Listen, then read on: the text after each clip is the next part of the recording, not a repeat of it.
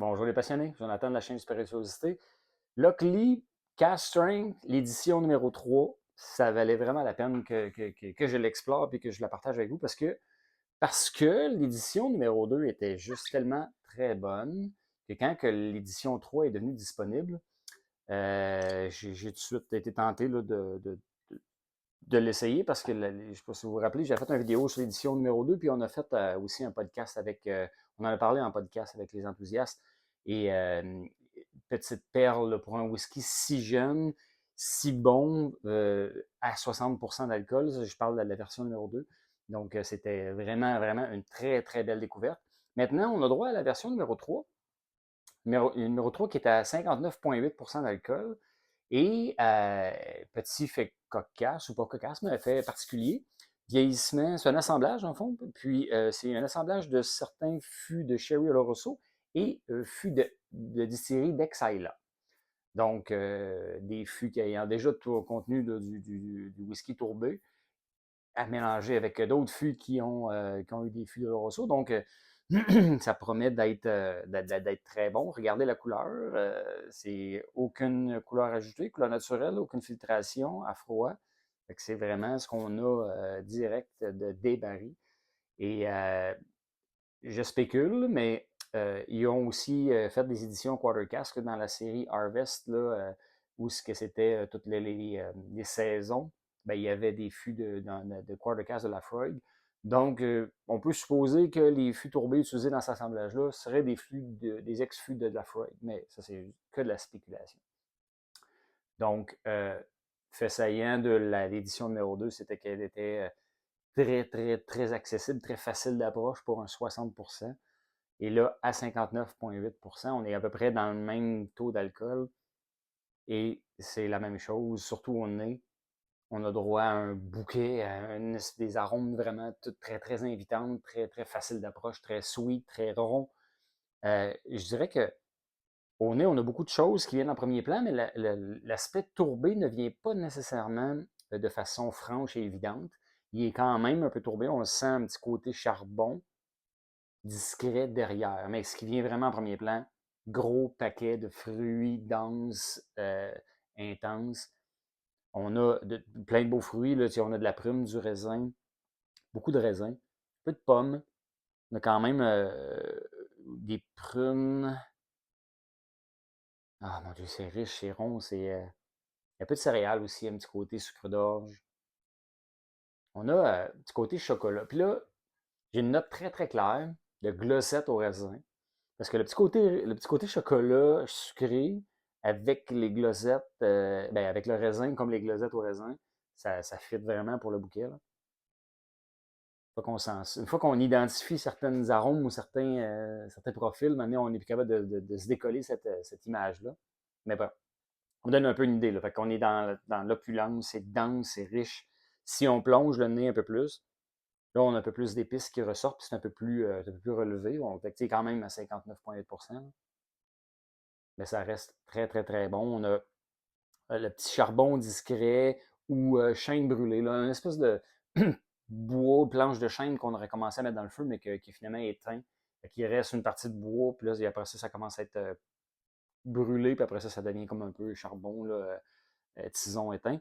Fait qu'on a un peu cette impression-là dedans, un peu de fines herbes aussi, là, je dirais un petit peu de romarin au travers de ça.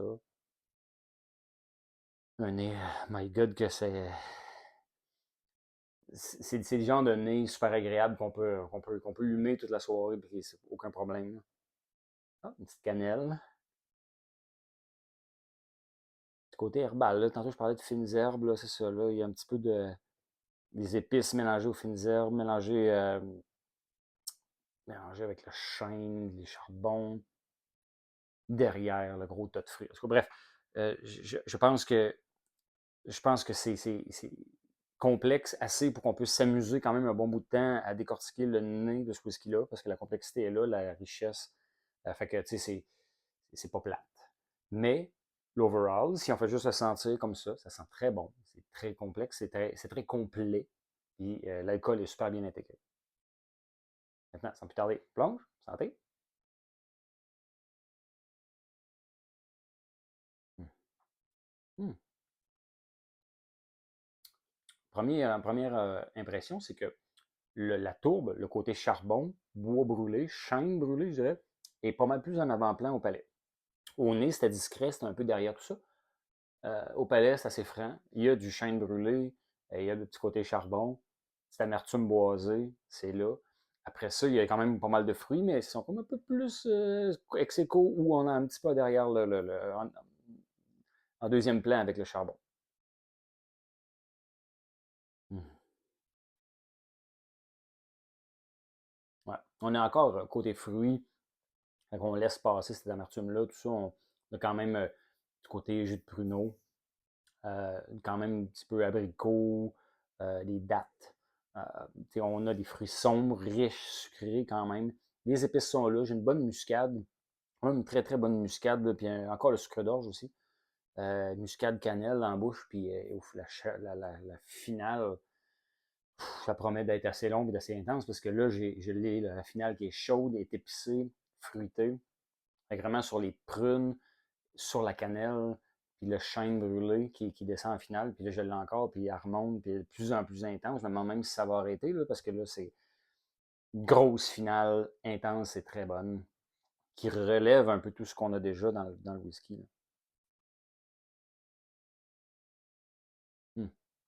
Ouais, je pense que, bref, le palais, tout aussi délicieux, plus relevé, plus, le 58%, 59,8%, il passe un peu moins inaperçu. Le palais, c'est un peu plus robuste. Pas too much, c'est quand même très bien intégré, quand même assez rond malgré tout. Certes, épicé, mais bref, l'équilibre est super bien. Puis là, je vais remettre un petit peu plus de whisky parce que je pense que je vais l'essayer avec de l'eau. Des bons whisky cask strength complexes comme ça, souvent avec de l'eau, il reste bon, il nous montre une autre facette. Euh, il brille, disons ça comme ça. Alors là, ce que je vais faire, c'est on va l'essayer avec la picotte. J'aurais pu me préparer un peu mieux que ça, mettons. Fait que, on va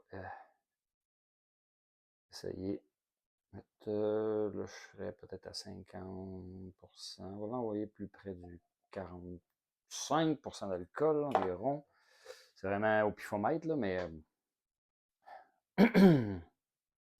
si 60% d'alcool, vous rajoutez un tiers du volume en eau, vous tombez à 40. Une règle de 3. Là. C'est sûr qu'idéalement, quand on fait une dilution, il faut attendre un peu plus le temps que les molécules se placent et que le marrying se fasse un peu plus. Mais là, bon, on n'est pas obligé d'attendre. Puis on a quand même une idée, voir si ça va s'effondrer ou si ça va rester intéressant. Oh, on est quasiment identique. Quasiment identique. On a un peu plus pomme acidulée qui ressort. On est encore dans certains jus. Là, on a encore un jus de raisin qui est encore là. Les prunes un peu plus vergées, puis je dirais. Avec les pommes là, qui ressortent, là, un peu plus pêche. Mais bref, on est encore dans les gros fruits, épices un petit peu. J'ai moins chocolat que je l'avais tantôt. C'est bon. Fait que le nez c'est pas dégradé avec l'eau. Il est juste sorti un peu des facettes un petit peu différentes, mais toujours aussi bon. Sans plus tarder, on y plonge, on y goûte. Oh, oh wow. Oh, le côté noix, côté amande ressort plus avec de l'eau. Oh wow. Un gros whisky de qualité parce que ça, même avec de l'eau, il est resté très complexe, très riche, très agréable. Euh, change un peu, pas trop. C'est vrai qu'un petit peu moins, la tourbe sort moins un peu par exemple. Ouais.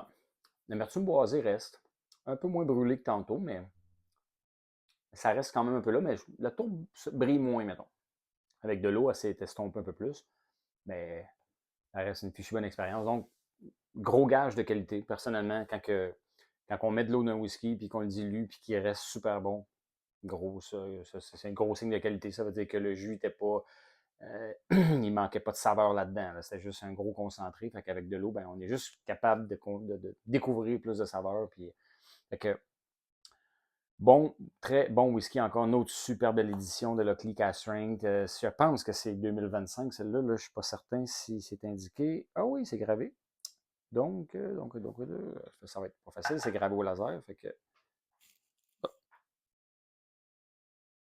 Fait que 01 05 25. Fait que c'est comme si c'était mai 2025. Très possible.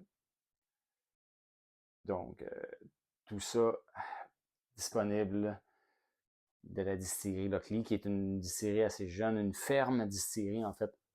Fait que c'est une ferme qui faisait de l'élevage animal, puis qui ont converti ça juste à grande culture pour faire leur propre grain et distiller. Euh, vraiment, vraiment un petit. Quelque chose que je trouve très bien, moi, là, vraiment là, très noble de cultiver leur propre grain, puis d'amener ça, du grain à la bouteille, comme ça, puis avec des produits autant de qualité. Chapeau, en tout cas, si vous voyez ça passer, n'hésitez pas, c'est vraiment délicieux. Santé!